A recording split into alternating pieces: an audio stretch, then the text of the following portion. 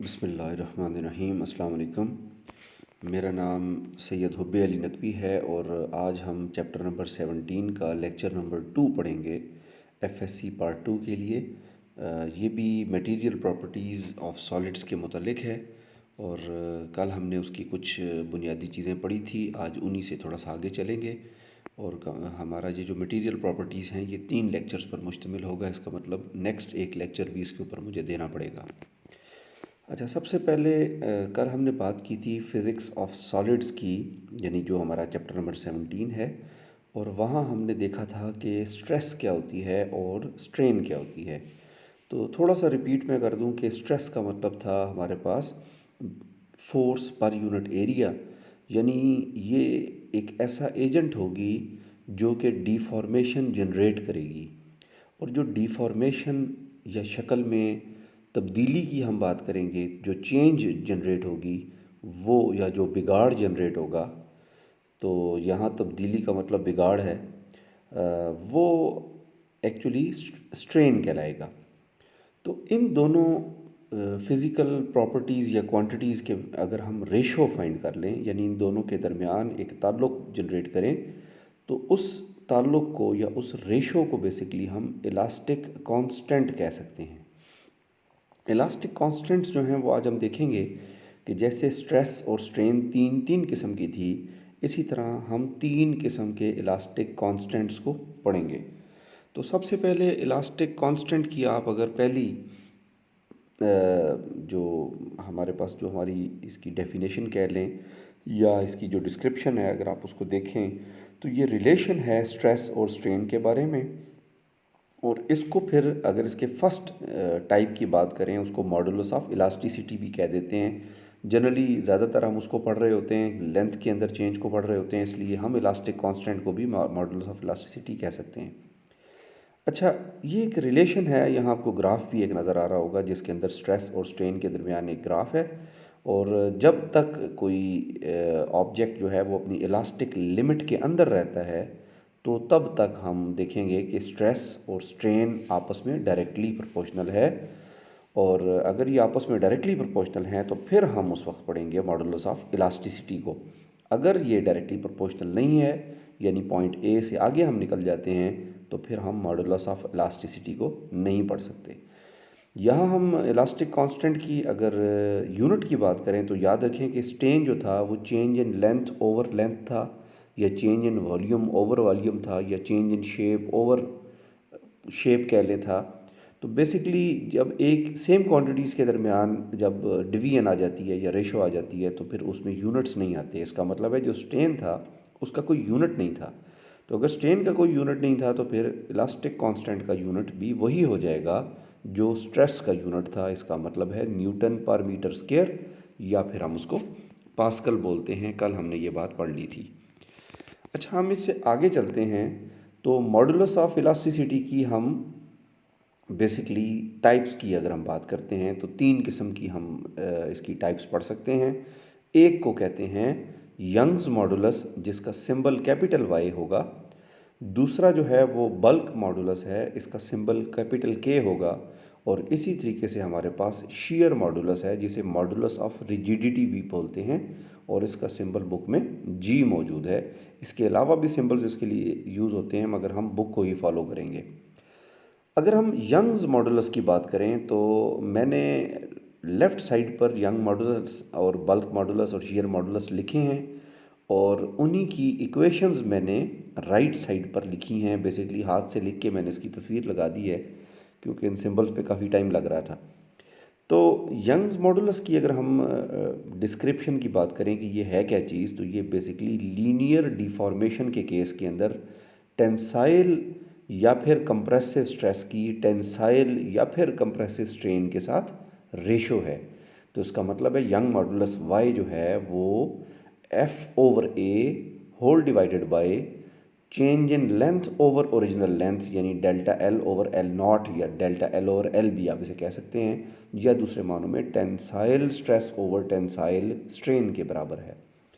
बिल्कुल इसी तरीके से बल्क मॉडुलस की जब हम बात करेंगे, तो जब हमारे पास डिफॉर्मेशन वॉल्यूम में आ रही होगी, यानी 3 डायमेंशनली आ रही होगी, तो फिर हम देखेंगे कि ये रेशो है वॉल्यूम स्ट्रेस की वॉल्यूमेट्रिक स्ट्रेन के साथ। इसका मतलब है कि K की value F/A whole divided by delta V/V यानी change in volume over original volume हो जाएगा, जिसको हम volume stress over volume strain कह सकते हैं। इसी तरीके से शीयर मॉडुलस जो हमारे पास है वो तो हम तब पढ़ेंगे जब हम डिफॉर्मेशन पढ़ेंगे शेप के अंदर, और ये भी एक रेशो है शीयर स्ट्रेस की शीयर स्ट्रेन के साथ। इसका क्या, इसके लिए हम सिंबल G इस्तेमाल करते हैं। ये है force per unit area over delta A/A, और इस डेल्टा A/A को हम टेन थीटा भी कहते हैं। कल मैंने इसको थोड़ा सा आपको समझाने की कोशिश की थी, यानी ये हमारे पास shear stress over shear strain हो जाएगा।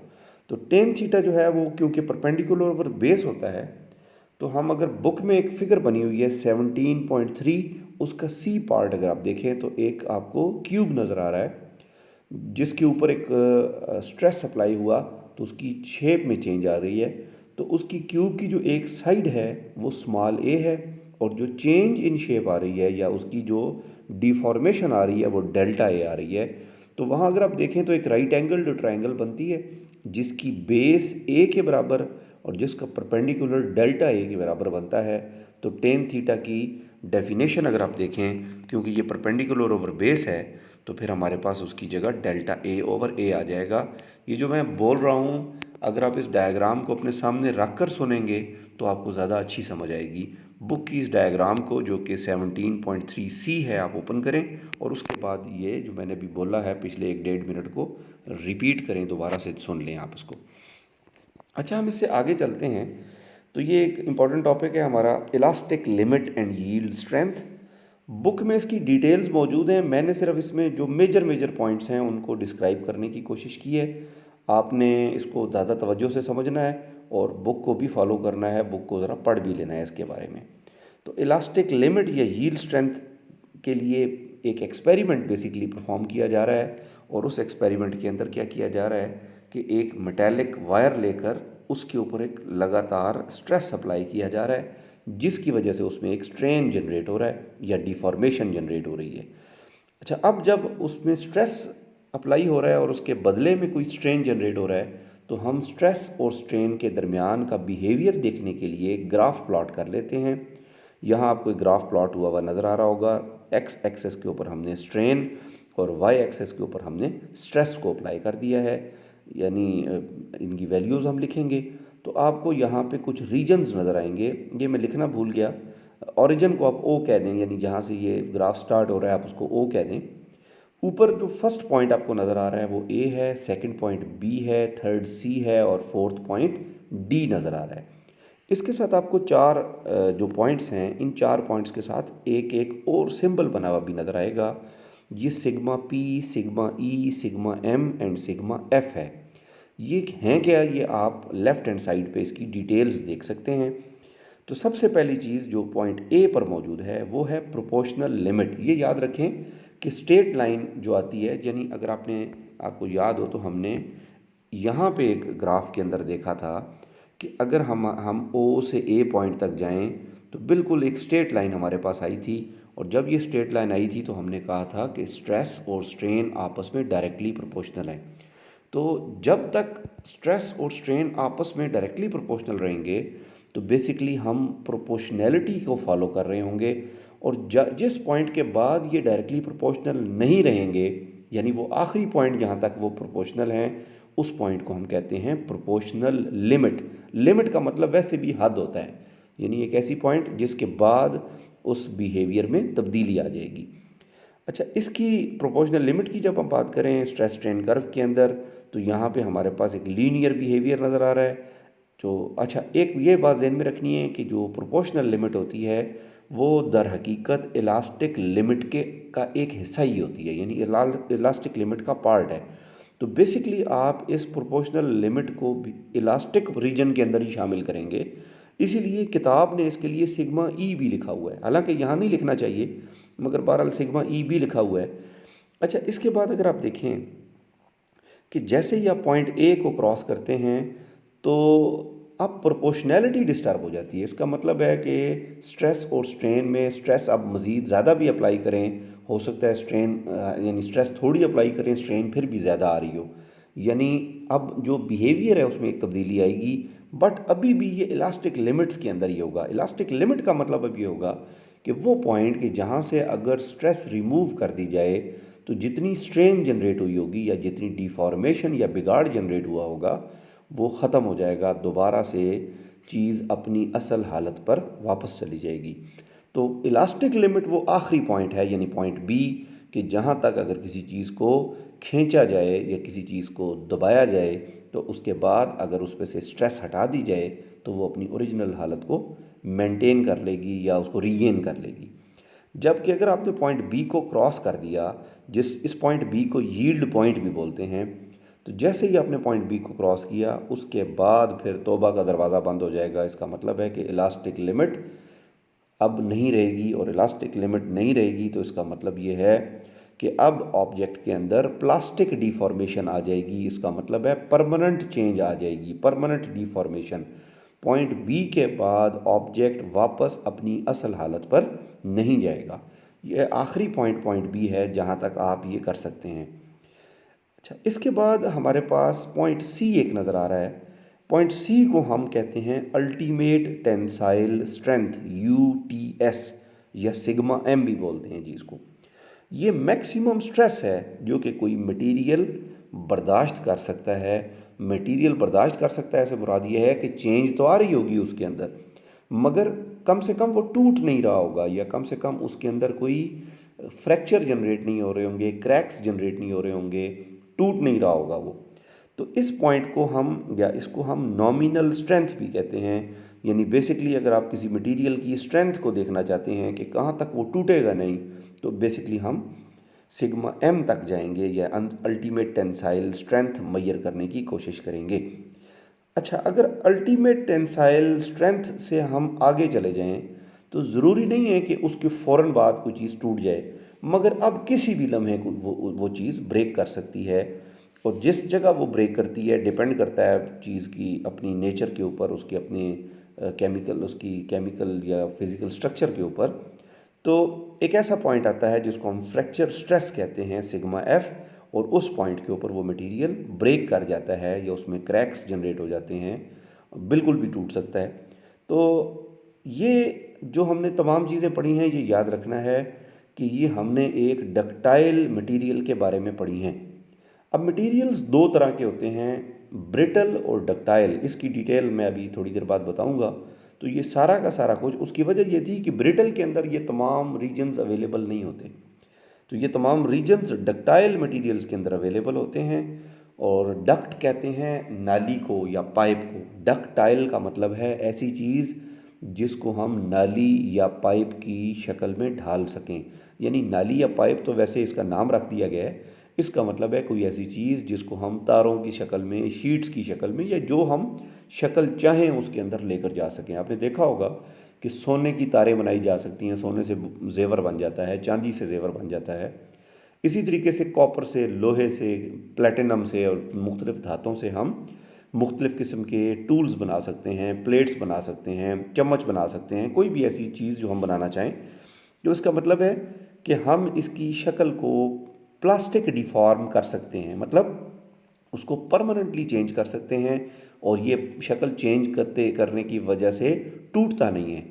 जबकि ब्रिटल ऐसी चीज़ें होंगी, जैसे मिसाल के तौर पे अगर अक्सर आपने देखा होगा कि पत्थर को या शीशे को अगर आप लें और आप उसको अगर गर्म करें या जो मर्ज़ी करें, मगर आप उसको अगर मोल्ड करने की कोशिश करेंगे ख़ास हद तक तो वो जाएगा, उसके बाद वो टूट जाएगा, वो मज़ीद मुड़ेगा नहीं, उससे मुख्तलिफ़ किस्म की शेप्स नहीं बनाई जा सकती या बार बार नहीं बनाई जा सकती। एक दफ़ा अगर उसको एक शेप में शीशे को जैसे आपने ढाल भी दिया है पिघला कर, तो उसके बाद अगर आप उसके ऊपर एक स्ट्रेंथ मतलब एक स्ट्रेस अप्लाई करेंगे तो एक ख़ास हद तक वो बर्दाश्त करेगा, उसके बाद वो ब्रेक कर जाएगा, टूट जाएगा। अच्छा, इन दो मटेरियल्स को, पहले तो ये जो मैंने आपको ग्राफ इस वक्त दिखाया था, इस ग्राफ की ज़रा थोड़ी अच्छी शक्ल अगर आप देखना चाहें तो यहाँ आपको मैं दिखा देता हूँ कि आपके पास एक तरफ स्ट्रेन है, दूसरी तरफ स्ट्रेस है, और ये ग्राफ कैसे बिहेव करता है। ये ग्राफ सबसे पहले ओ पॉइंट से ए तक जाता है जिसको हम प्रोपोर्शनल लिमिट कहते हैं। उसके बाद हमारे पास एक यील्ड पॉइंट आता है जिसको हम इलास्टिक लिमिट कहते हैं। और उसके बाद बेसिकली वो अल्टीमेट टेंसाइल स्ट्रेंथ और उसके बाद फ्रैक्चर पॉइंट तक पहुंच जाता है। अच्छा, इन चीज़ों की बेस पे बेसिकली इसी पूरे ग्राफ की बेस पे या इसमें से क्या क्या चीज़ें अवेलेबल हैं, हम मटेरियल्स को दो किस्म की आप समझ लें कि टाइप्स में हम उसके अंदर क्लासिफाई कर सकते हैं।